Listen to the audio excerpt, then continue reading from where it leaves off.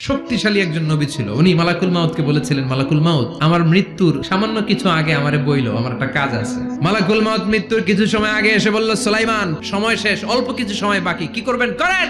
সাইয়েদনা সুলাইমান জিনদেরকে ডাকলো, ও জিনেরা, বিশাল একটা প্রজেক্ট আছে, প্রজেক্টে কাজ শুরু করো। আর কিছু জিনকে বলল, চারদিকে গ্লাস ফিটিং করা একটা রুম বানাও। সাইয়েদনা সুলাইমান আলাইহিস সালাম গ্লাস ফিটিং করা রুমের ভেতরে ঢুকলেন। এই রুমে ঢোকার দরজা নাই, হাতে একটা লাঠি নিলেন, লাঠির মধ্যে ভর করে দাঁড়িয়ে রইলেন আর জিনদের দিকে তাকিয়ে রইলেন। জিনেরা এত বদমাশ ছিল, সাইয়েদনা সুলাইমান দাঁড়িয়ে না থাকলে কাজ করতো না, দাঁড়ায় না থাকলে আজও লোকজন কাজ করতে চায় না, ঠিক কিনা?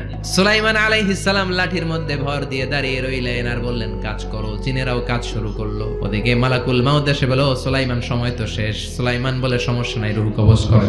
মালাকুল মাউত ওইভাবে লাঠিতে ভর দেওয়া অবস্থায়, দাঁড়ানো অবস্থায় সাইয়েদনা সুলাইমান আলাইহিস সালামের রূহ কবজ করে নিলেন। উনি এমন ভাবে দাঁড়িয়েছেন, রূহ চলে গেল, লাশ হয়ে দাঁড়িয়ে রইলেন। লাঠির মধ্যে দাঁড়িয়ে আছেন, জমিনের মধ্যে লুটিয়ে পড়ে নাই। সুবহানাল্লাহ। জিনেরা মনে করছে বস দাঁড়ায় আছে, কাজ করতে হবে। করতে করতে পুরা প্রজেক্টের কাজ শেষ। ইন দ্য মিন টাইম ঝিঝি পোকা, উই পোকা সুলাইমান আলাইহিস সালাম লাঠির ভেতরে ঢুকে লাঠিও খেয়ে ফেলেছে। সাইয়েদনা সুলাইমান আলাইহিস সালাম ধপাস করে জমিনে পড়েছে। আর জিনেরা কয়, হায় হায়, খালি খালি কাম করছে এতদিন। সুবহানাল্লাহ কইবেন না?